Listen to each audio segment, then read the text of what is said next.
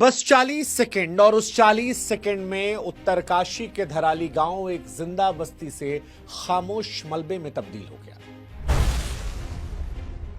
उस 40 सेकंड में जो कुछ हुआ वो डराने वाला था, क्योंकि यहां सुबह तक जिंदगी चल रही थी। पुरानी तस्वीरें कहती हैं कि सब सामान्य था, लेकिन अचानक आसमान से मौत बरस पड़ी। जिस तरह से मौत आई, बादल फटा, गंगा घाटी में सैलाब उमड़ा, मानो मौत राक्षस बनकर दौड़ पड़ी।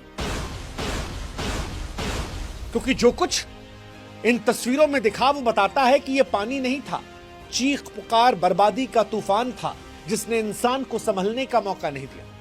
लोग भागने की कोशिश कर रहे थे, लेकिन कहां भाग पाते, क्योंकि केवल 40 सेकंड में उसने घरों को तिनकों की तरह बहा दिया। जिंदगियां चीखती रहीं, मगर मलबे ने सबको खामोश कर दिया।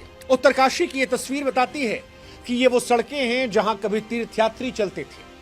आज ये सड़कें लाशों से पटी पड़ी है। धराली, जो कल तक गंगोत्री जाने वालों के लिए खूबसूरत पड़ाव था, आज अपनी पहचान को खो चुका है।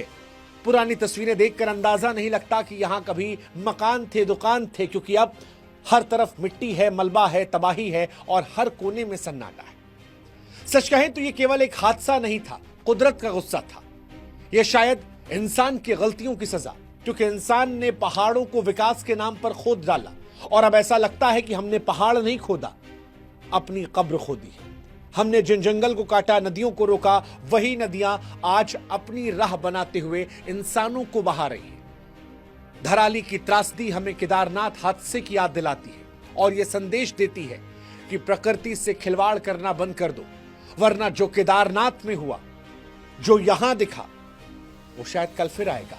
एक्सपर्ट्स कहते हैं कि 40 सेकंड में जो मौत का मंजर दिखाई पड़ा वो उन्हें हैरान नहीं करता, क्योंकि ऐसी रिपोर्ट को लेकर आगाह पहले भी किया था, लेकिन इंसान को समझ नहीं आया। इंसान ने केदारनाथ में भी ना सीखा और विनाश का विकास करता रहा। और इसीलिए आज हम कह रहे हैं कि अगर विकास के नाम पर यह विनाश ना रुका तो जो आज 40 सेकंड में मंजर दिखा है वो शायद 4 सेकंड का हो जाएगा।